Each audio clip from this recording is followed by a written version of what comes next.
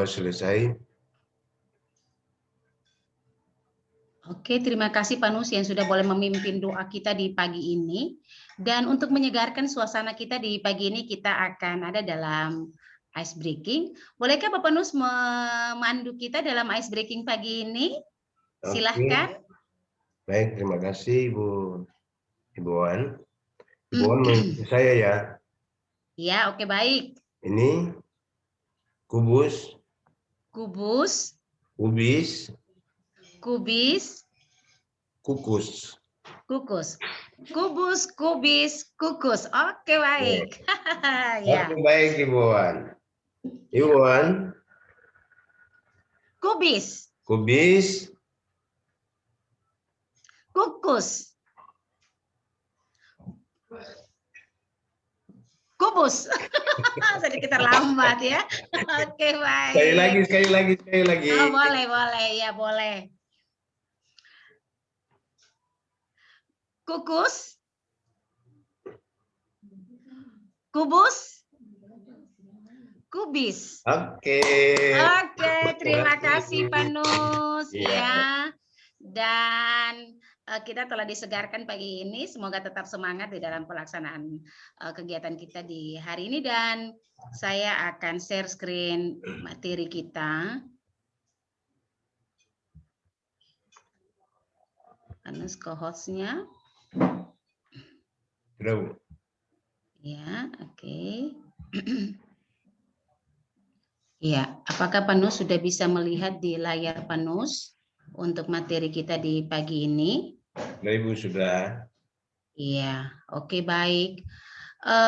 Hari ini sesi kita tentang capaian pembelajaran, dan sebelum kita mulai, kita akan ada di dalam kesepakatan dulu ya. Kita akan ada dalam kesepakatan bersama untuk keaktifan kita di dalam sesi ini. Kesepakatan kita yang pertama adalah menghidupkan kamera selama Google Meet ini berlangsung atau Zoom ini berlangsung. Kemudian mematikan mic ketika selesai bicara. Satu, berbicara, semua mendengarkan, menghargai rekan ketika sedang berbicara. Saya rasa 4 ini sudah cukup menjadi kesepakatan kita bersama. Bisa ya Pak Nus ya? Sepakat ya? Iya. Oke, terima kasih. Dan tujuan pembelajaran kita di hari ini adalah yang pertama, peserta dapat memahami konsep dan ruang lingkup capaian pembelajaran. Yang kedua, peserta dapat memahami fase dalam capaian pembelajaran. Nah, dari tujuan ini, mari saya ingin menggali saja apa yang Bapak Nus ketahui, Bapak Ibu ketahui dari 2 pertanyaan ini, dan saya berharap supaya ada umpan balik untuk memberikan pikirannya. Yang pertama, bagaimana Bapak Ibu merumuskan tujuan pembelajaran mata pelajaran yang Bapak Ibu ampu dalam proses kegiatan belajar mengajar selama ini? Dan yang kedua, apa harapan Bapak Ibu dalam memahami unit modul ini terkait peran Bapak Ibu sebagai seorang guru penggerak? Silakan Pak Nus, mungkin bisa memberikan pikiran untuk saya, untuk kita pagi ini. Baik Ibu, terima kasih. Ya, selama ini kita tahu ya bahwa ada sedikit perbedaan antara kurikulum 2013 dengan kurikulum yang baru, kurikulum sekolah penggerak ini, di mana tujuan pembelajaran itu dia berbeda sekali dengan yang dilakukan oleh sekolah penggerak. Kemarin tujuan pembelajaran kita itu hanya kita melanjutkan apa yang ada pada indikator pencapaian. Tetapi yang saat ini tujuan pembelajaran itu kita harus mengikuti apa yang menjadi alur-alur daripada tujuan pembelajaran itu. Jadi dalam satu tujuan pembelajaran itu kita harus membuat dia punya alur-alurnya sesuai dengan materi yang kita mau ajarkan. Ya. Kemudian apa yang dapat diharapkan dari modul ini, tentunya kita akan lebih memahami juga apa yang menjadi materi yang akan disampaikan di hari ini, teristimewa hasil yang akan dicapai dalam pembelajaran kita hari ini. Terima kasih, Bu. Iya, terima kasih Pak Nus. Silakan mute-kan mic-nya. Iya. Menurut Bapak Nus bahwa tujuan pembelajaran itu menurutnya di kurikulum 13 yang berlangsung itu adalah turunan dari KD dan indikator, tetapi yang pada saat ini harus sesuai dengan capaian pembelajaran dan harapannya kiranya bisa memahami dan mengerti apa yang disampaikan terkait dengan peran sebagai guru, khususnya guru pendidikan agama Kristen. Oke, terima kasih Pak Nus, dan mari kita masuk di dalam pelajaran kita di pagi ini.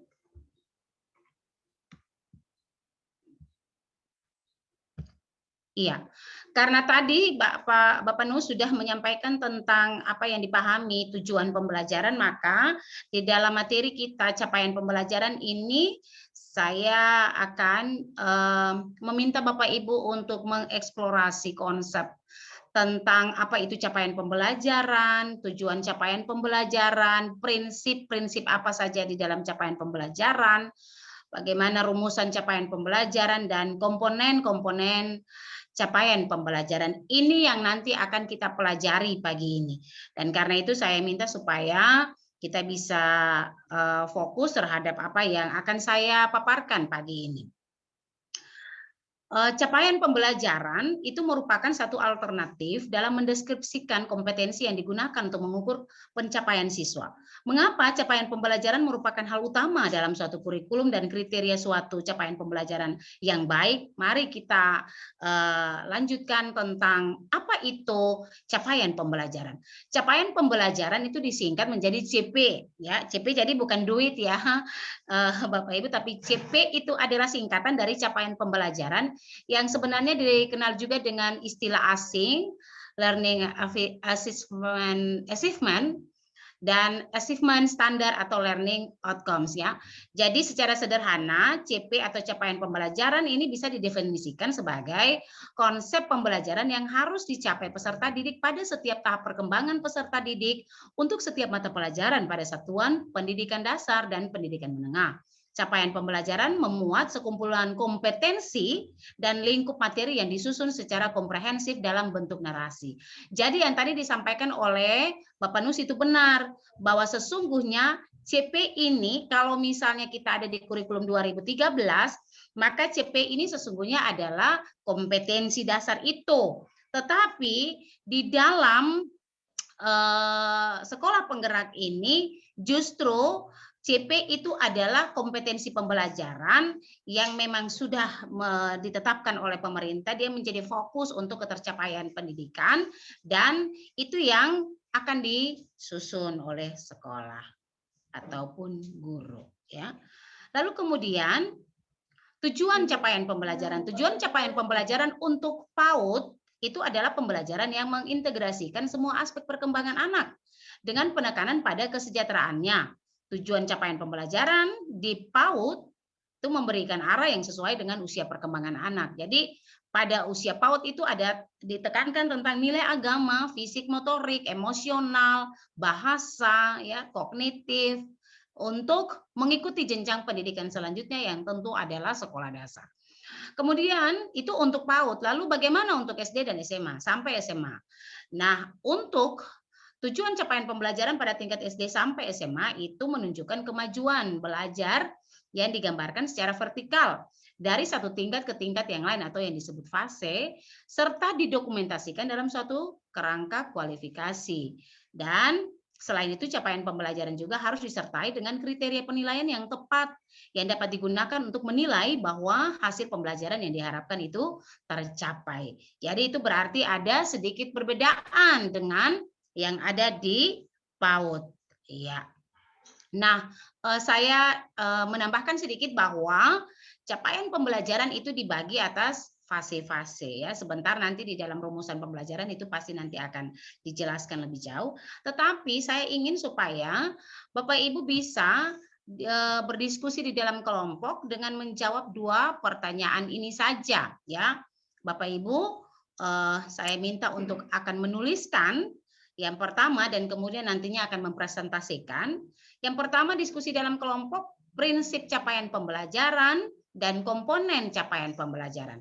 Saya kasih waktu sekitar ya 20 menit ya Bapak Ibu untuk bekerja, berkolaborasi di dalam kelompok, bekerja sama, menuangkan pikiran Bapak Ibu, saling memberi dan saling menerima, dan kemudian menyimpulkannya menjadi hasil diskusi dan akan dipresentasikan nantinya ketika saya menentukan waktu yang telah disediakan. Oke, baik, bisa ya Pak Nus ya? Bapak Nus dan Bapak Ibu yang lain, saya persilakan untuk ada di dalam diskusi sekarang. Silakan.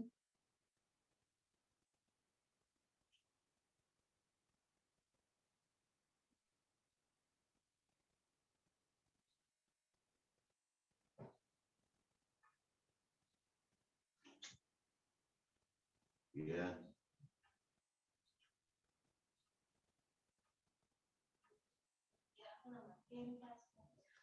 Oke, saya yakin bahwa Pak Nus dan teman-teman di sana sudah, Bapak Ibu semua sudah berdiskusi di dalam kelompok, dan saya ingin mendengar, tetapi saya meminta supaya hasilnya itu dikumpulkan saja, dan saya akan melihat itu kemudian kita akan sama-sama berkolaborasi di dalamnya. Saya juga akan melihat hasil kerja Bapak Ibu, kemudian kita saling menanggapi ya. Jadi iya Pak Nus. Diskusinya akan kita kirim lewat LMS saja, Bu. Oh iya, terima kasih Pak Nus. Baik, jadi nanti hasilnya akan dikirimkan saja melalui chat ataupun di LMS kita, dan kemudian saya akan menilai. Padahal menurut saya untuk diskusi ini paling tidak Bapak Ibu bisa menyampaikan hasil diskusinya. Tetapi untuk saat ini saya minta supaya hasilnya dicatat saja atau ditulis saja. Terima kasih Bapak Nus dan teman-teman yang sudah berkolaborasi di dalam kelompok untuk dua pertanyaan ini.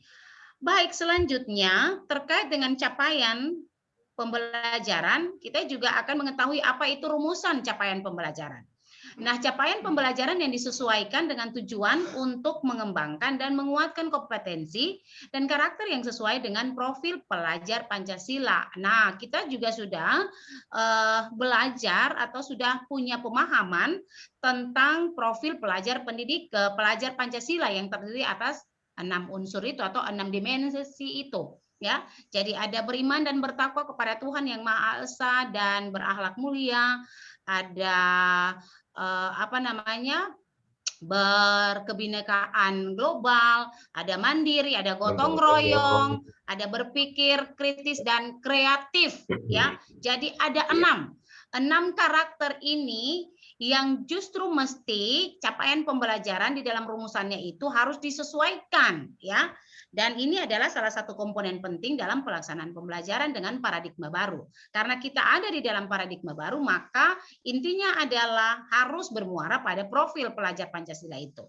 Capaian pembelajaran yang digunakan di sekolah penggerak merupakan hal baru dalam suatu kurikulum dan kriteria suatu capaian pembelajaran yang baik yang dikembangkan oleh satuan pendidikan yang telah ditetapkan oleh pemerintah pusat. Jadi yang tadi saya sampaikan, jadi capaian pembelajaran ini bersifat, kalau kita tahu itu KD, nah dia sudah ditetapkan sebenarnya oleh pemerintah pusat, tinggal kita akan turunkan itu di dalam tujuan pembelajaran. Nah, di dalam rumusan ini terkandung, di dalam rumusan capaian pembelajaran ini tentu terkandung integrasi pengetahuan, keterampilan, dan sikap. Jadi bukan berarti bahwa 3 ranah ini tidak ada, tetapi dileburkan menjadi satu. Nah, capaian pembelajaran merupakan hasil peleburan kompetensi inti dan kompetensi dasar. Hasil peleburan ini menjadi satu kesatuan penjabaran kemampuan yang diharapkan dapat dikuasai anak didik di akhir pembelajaran. Pengintegrasian tersebut juga disesuaikan dengan tujuan untuk mengembangkan dan menguatkan kompetensi dan karakter yang sesuai dengan profil Pancasila tadi itu, yang merupakan salah satu komponen penting dalam pelaksanaan pembelajaran dengan paradigma baru. Jadi intinya adalah mesti sesuai karakter anak itu, mesti sesuai dengan profil pelajar Pancasila. Nah, di dalam rumusan ini ada yang namanya fase.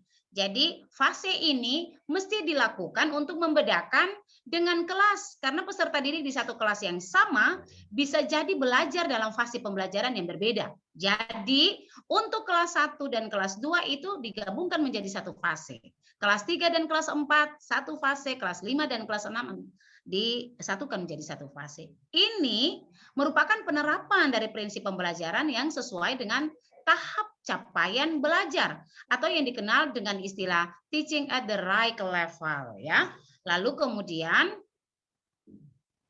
pembelajaran di PAUD. Nah, ini untuk rumusannya ini sesuai dengan yang tadi saya sudah sampaikan awal.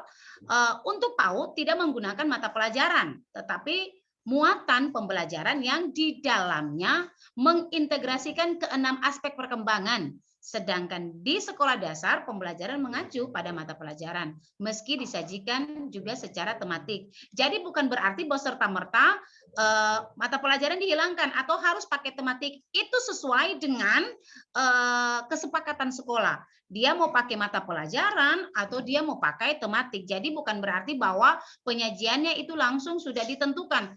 Kita hanya memakai tematik saja atau kita hanya memakai mata pelajaran.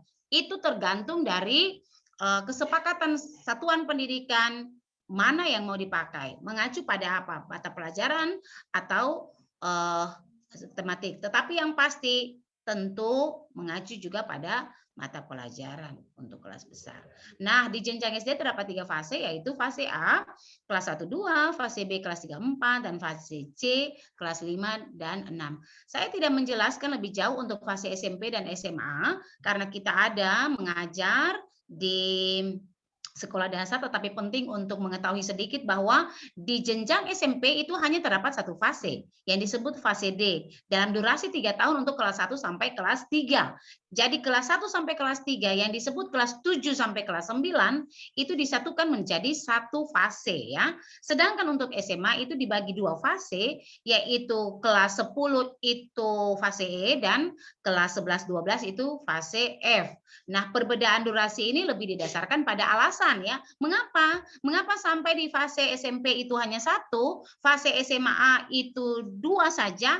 Oleh karena durasi SMP untuk fasenya didasari oleh alasan tahap perkembangan. Sedangkan di SMA itu oleh kebutuhan siswa yang memperkuat materi dan keterampilan sesuai dengan peminatan. Jadi memang di SMA sudah mulai kelihatan anak minatnya di mana, ya, seperti itu.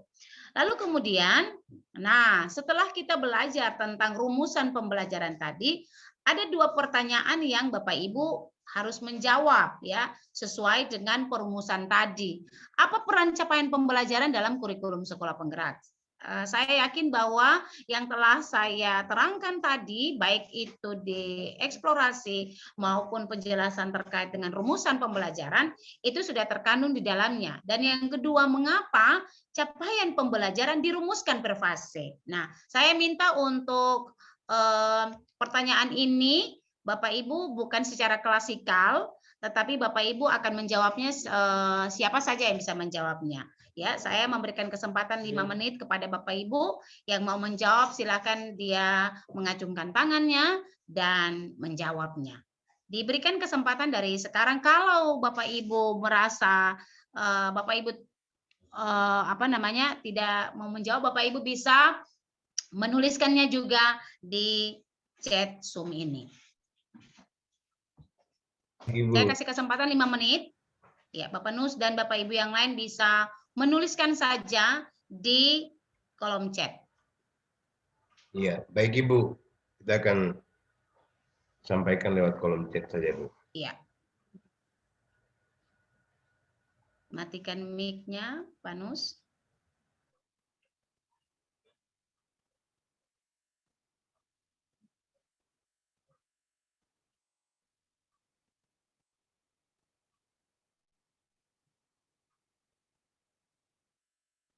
Oke, baik, saya rasa waktunya selesai. Saya sudah membaca apa yang ada di kolom chat Bapak Ibu sekalian, bahwa peran capaian pembelajaran dalam kurikulum sekolah penggerak itu sangat penting, sebab di dalamnya akan termuat semua kompetensi untuk mencapai tujuan pembelajaran di satuan pendidikan ya. Jadi dia sangat penting sekali baik secara mata pelajaran yang disajikan juga secara tematik, tetapi juga untuk keseluruhan dari kurikulum sekolah penggerak. Di dalam kurikulum sekolah penggerak, capaian pembelajaran itu juga mesti dicantumkan sebagai tujuan dari pembelajaran itu sendiri.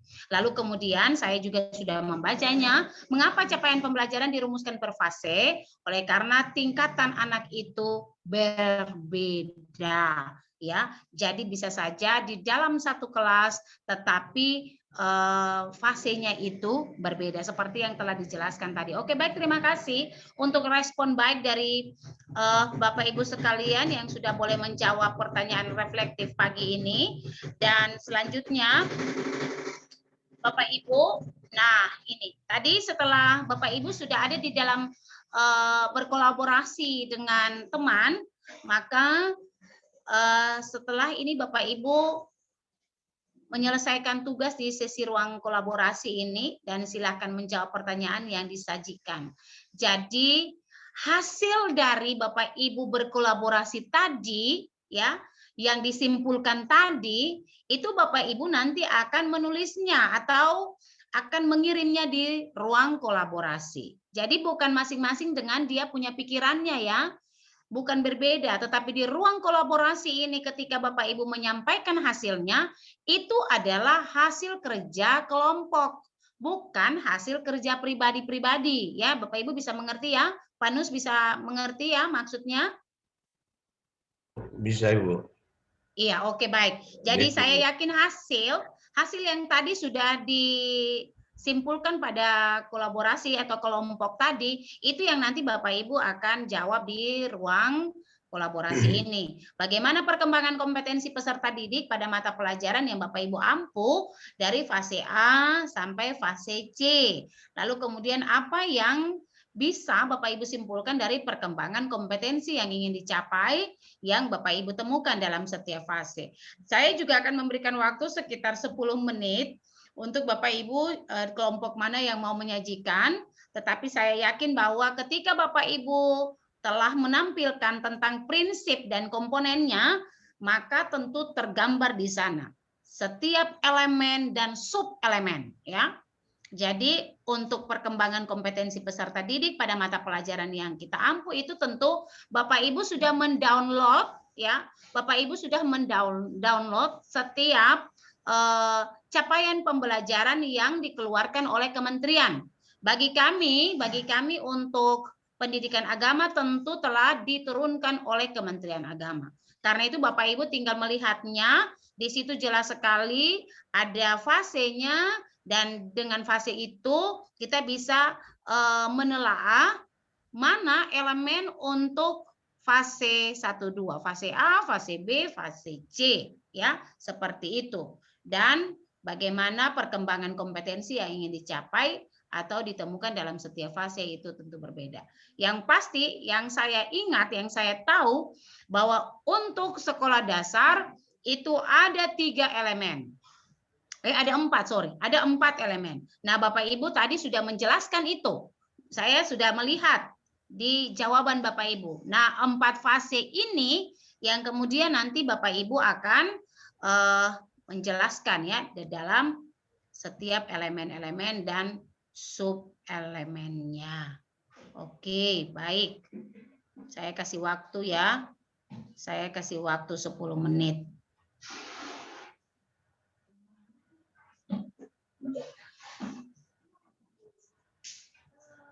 Oke, selesai.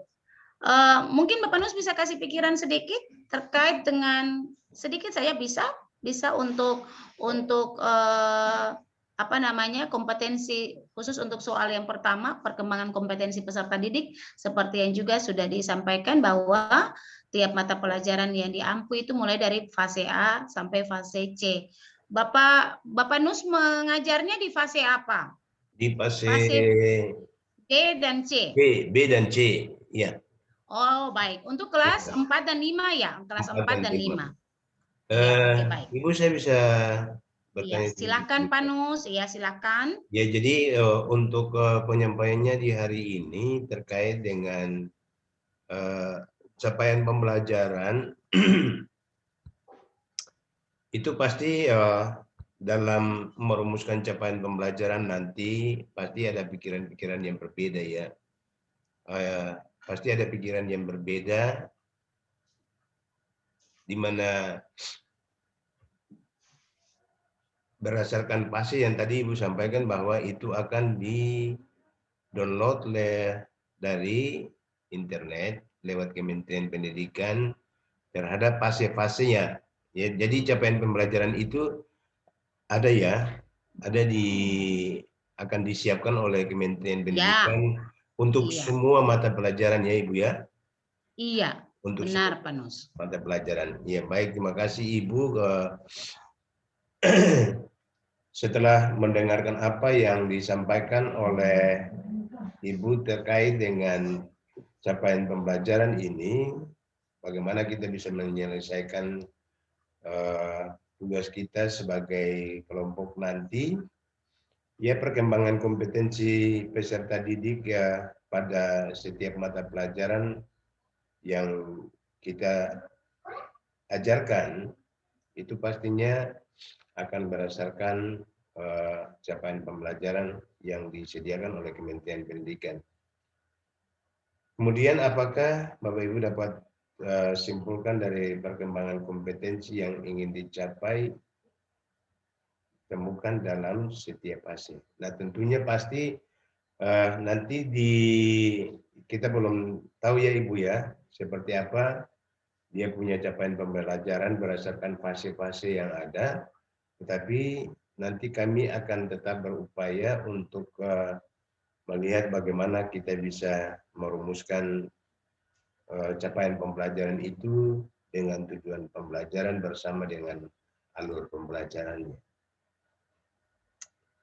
Ya, Oke, barangkali baik. begitu. Terima kasih, Pak Nus, untuk jawaban yang sangat baik sekali.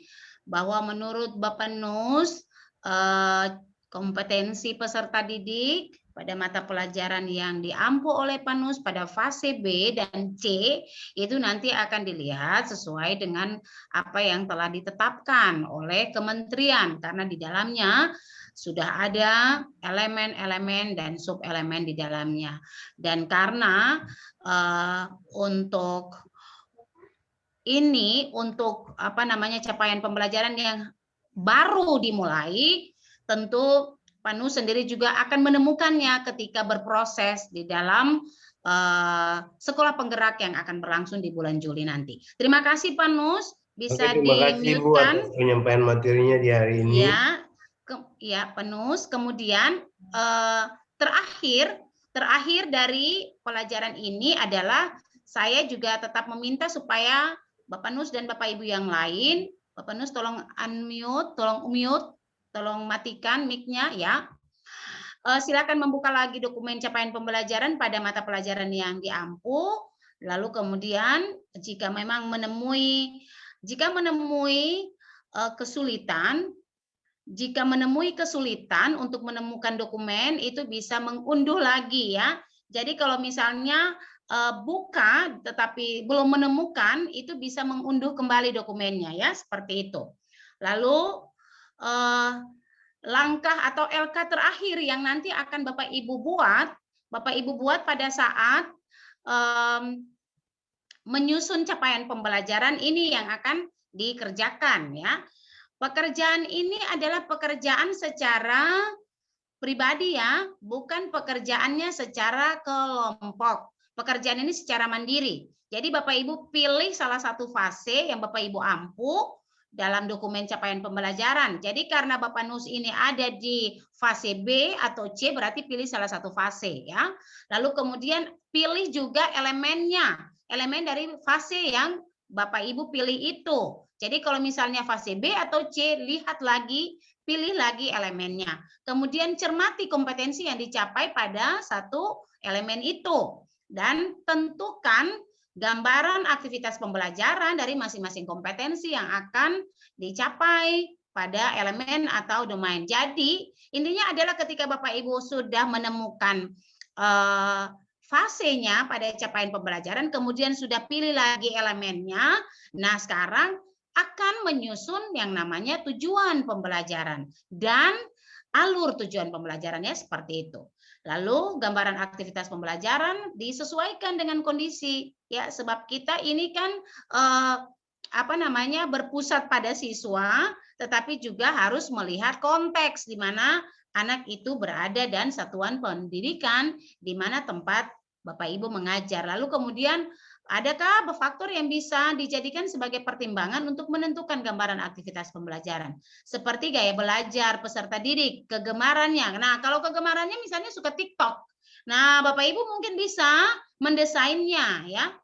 Kemudian kondisi peserta didik, kondisi fasilitasi satuan pendidikan tempat mengajar Bapak Ibu, kondisi sosial budaya di lingkungan sekitar, satuan pendidikan Bapak Ibu, kearifan lokal di lingkungan sekitar. Ini semua yang mesti digambarkan di dalam LMS ya. Jadi Bapak Ibu nanti akan mengerjakannya di LMS. Jangan lupa ya. Jadi pekerjaan Bapak Ibu harus lengkap, terutama pada kolom dan diisikan pada kolom faktor pertimbangan penentuan ini. Jadi Bapak Ibu akan mendeskripsikan faktor-faktor pertimbangan tersebut sedetail mungkin. Jadi jangan lupa untuk gambarannya harus termuat ini nih, gaya belajarnya, kegemarannya, karena ini kan bermuara atau berfokus pada siswa, maka jangan lupa untuk gaya belajar siswanya, kegemarannya, kondisinya, ya, kemudian baru dilihat lagi ke lingkungan satuan pendidikan termasuk kondisi sosial budaya. Pekerjaan ini Bapak Ibu nanti akan mengirimkannya ke saya melalui LMS ya. Saya akan menilai apa yang Bapak Ibu kerjakan. Lalu kemudian di hari besok sebelum kita mulai dalam sesi yang baru atau sesi yang lain, kita akan kembali, saya dan mungkin akan meminta beberapa Bapak Ibu untuk menyampaikan apa yang telah dikerjakan tentang gambaran aktivitas pembelajaran. Bisa ya Bapak Ibu? Bapak Nus bisa ya? Bapak Nus bisa ya? Bisa Bu, bisa. Bapak Nus, iya. Bisa. Oke, baik, terima kasih Bapak Nus dan Bapak Ibu yang lain. Demikian materi yang saya sampaikan di pagi ini. Apakah ada yang mau ditanyakan Bapak Nus terkait dengan materi yang saya sampaikan? Sudah Bu, sudah jelas Bu. Oke, iya. Kalau tidak ada lagi, saya harap supaya materinya juga nanti bisa dipelajari lebih lengkap ya. Demikian yang bisa saya sampaikan di saat ini. Semoga bermanfaat bagi kita semua. Mohon maaf jika terdapat kekurangannya. Semoga kedepannya kita tetap semangat untuk mewujudkan sekolah penggerak kita dan anak-anak kita menjadi anak-anak yang berkualitas dengan memiliki karakter profil pelajar Pancasila. Demikian dan mengakhiri seluruh rangkaian kegiatan kita di saat ini. Saya kembali meminta Bapak Nus untuk bawa kita dalam doa. Silakan Pak Nus. Iya, terima kasih Bu Wan yang telah menyampaikan seluruh materi khususnya menyangkut capaian pembelajaran di hari ini. Ya, semoga yang disampaikan itu kita akan tetap memahaminya dan kita akan mengimplementasikan itu kepada teman-teman. Ya, sebelum kita berpisah untuk ke materi ini, kita akan berdoa. Mari kita berdoa.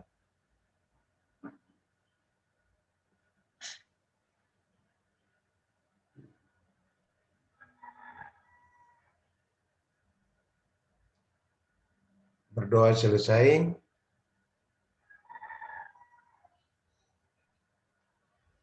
Amin. Iya, terima kasih Pak Nus. Iya. Sudah memimpin kita dalam doa. Sampai jumpa lagi di sesi berikutnya. Selamat pagi, Shalom. Shalom.